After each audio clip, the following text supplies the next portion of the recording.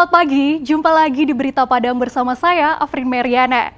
Sejumlah berita aktual dan menarik akan kami sajikan untuk Anda. Berikut 3 berita utama pagi ini.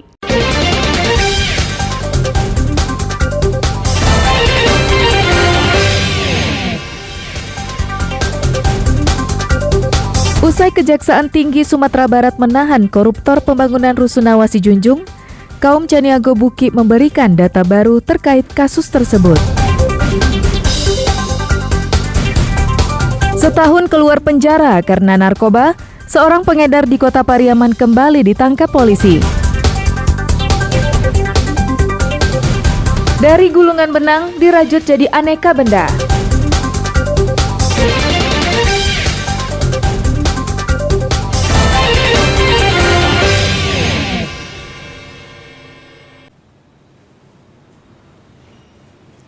Senin siang, kaum Caniago Buki di Sijunjung mendatangi Kejaksaan Tinggi Sumatera Barat. Menurut mereka, kasus yang dialami oleh suku Caniago Buki terkait pengalihan fungsi tanah hibah telah berlangsung lama dan tak pernah ditanggapi serius. Tanah yang mereka maksud adalah lokasi pembangunan Rusunawa yang sedang diselidiki Kejaksaan Tinggi Sumatera Barat.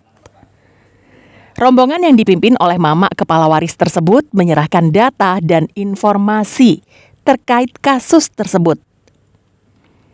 Lebih dari 10 tahun lalu, kaum ini telah melaporkan kejanggalan pembangunan yang dilakukan di tanah mereka.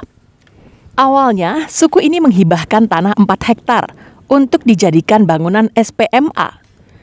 Namun kemudian, luas tanah yang dihibahkan bertambah menjadi 10 hektar. Anehnya, pemerintah Sijunjung tidak jadi membangun SPMA, tapi menggantinya dengan Sekolah Tinggi Ilmu Pertanian yang dikelola oleh sebuah yayasan.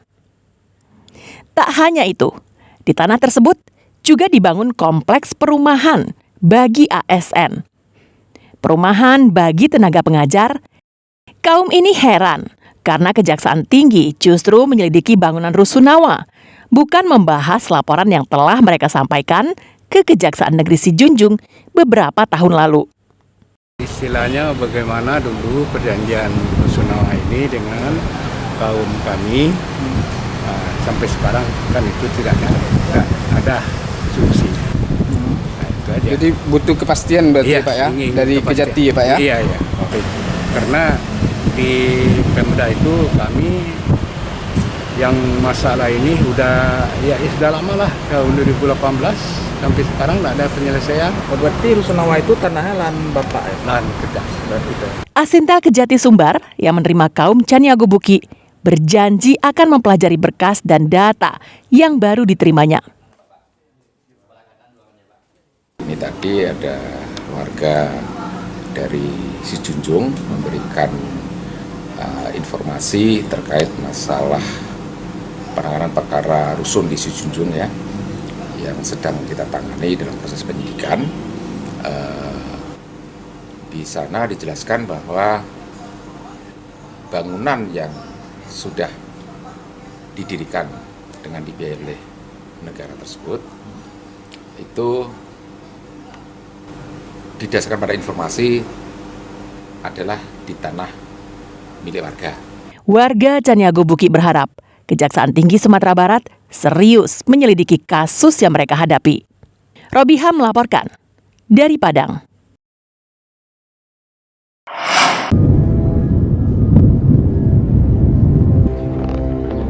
Tingginya intensitas erupsi Gunung Merapi dan Gunung Kerinci sejak 1 pekan lalu belum mempengaruhi penerbangan dari dan menuju Bandara Internasional Minangkabau di Padang.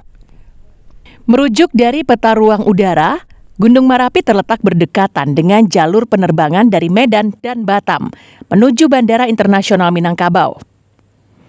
Sedangkan Gunung Kerinci letaknya juga berdekatan dengan jalur penerbangan dari Jakarta menuju Bandara Internasional Minangkabau. Hingga saat ini, menara kontrol di Bandara Internasional Minangkabau belum menerima laporan dari pilot yang melewati kedua jalur itu tentang adanya kolom abu akibat erupsi. Hal itu bisa dimaklumi karena letusan Merapi dan Kerinci baru memuntahkan abu vulkanis setinggi 1.000 meter dari bibir kawah atau sekitar 5.000 meter dari permukaan laut.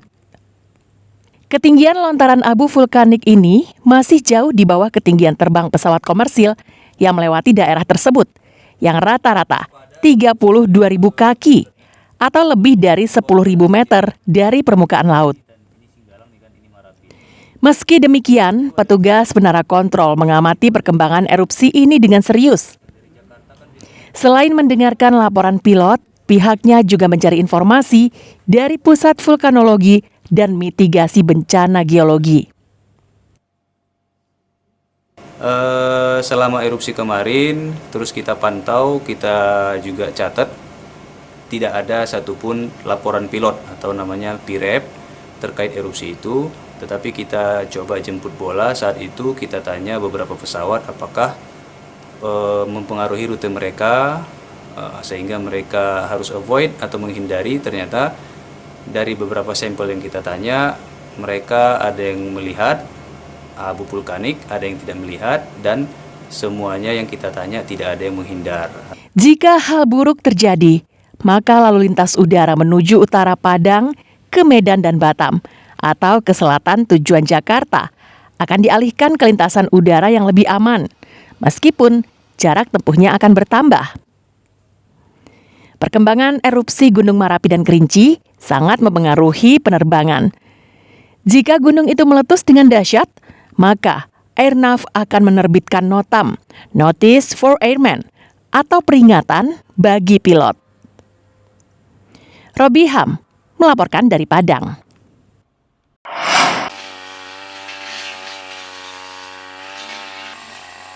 Proyek pembangunan RSUD MZen dibiayai melalui pinjaman daerah sebesar hampir 100 miliar rupiah. Dengan rincian 96 miliar rupiah digunakan untuk pembangunan fisik rumah sakit dan 3 miliar rupiah untuk melengkapi peralatan kesehatan. Lebih dari 70% bangunan secara fisik yang terbengkalai ini telah tuntas dan telah bisa difungsikan. Namun tanpa informasi yang jelas, bangunan tersebut dibiarkan terbengkalai begitu saja. Rumput-rumput di sekitar gedung sudah panjang dan semak belukar pun berkembang dengan subur. Tak hanya itu, alat dan bahan konstruksi bangunan juga sudah berkarat.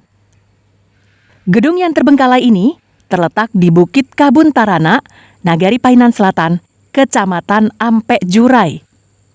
Rumah sakit plat merah ini dibangun pada tahun 2014. Menuju lokasi sangat mudah. Jalannya sudah diaspal hot mix pada Agustus tahun lalu. Dengan lokasinya yang berada di atas bukit, menjadikan rumah sakit ini sangat strategis karena terbebas dari ancaman bencana tsunami. Masyarakat berharap agar pembangunannya bisa dilanjutkan kembali karena bisa menjadi rumah sakit rujukan utama di pesisir selatan.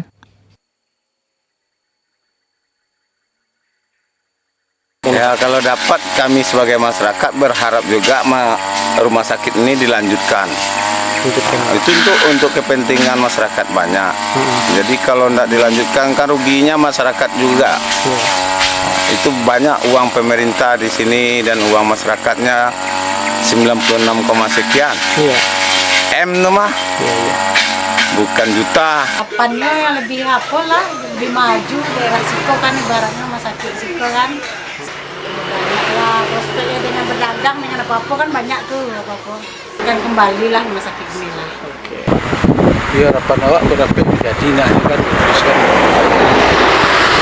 Pembangunan rumah sakit ini terhenti pada tahun 2016 lalu pada masa Bupati Hendra Joni. Alasannya, pembangunan fasilitas kesehatan ini tidak memiliki dokumen analisis mengenai dampak lingkungan atau AMDAL. Besar harapan warga, RSUD yang dibangun dengan anggaran hampir 100 miliar ini bisa berfungsi dengan segera, agar mereka memperoleh fasilitas kesehatan seperti warga lain di negeri ini.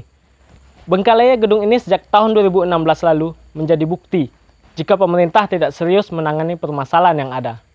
Apakah gedung ini jadi monumen atau justru dapat difungsikan seperti tujuan saat dibangun? Banta Fauzan melaporkan dari pesisir selatan.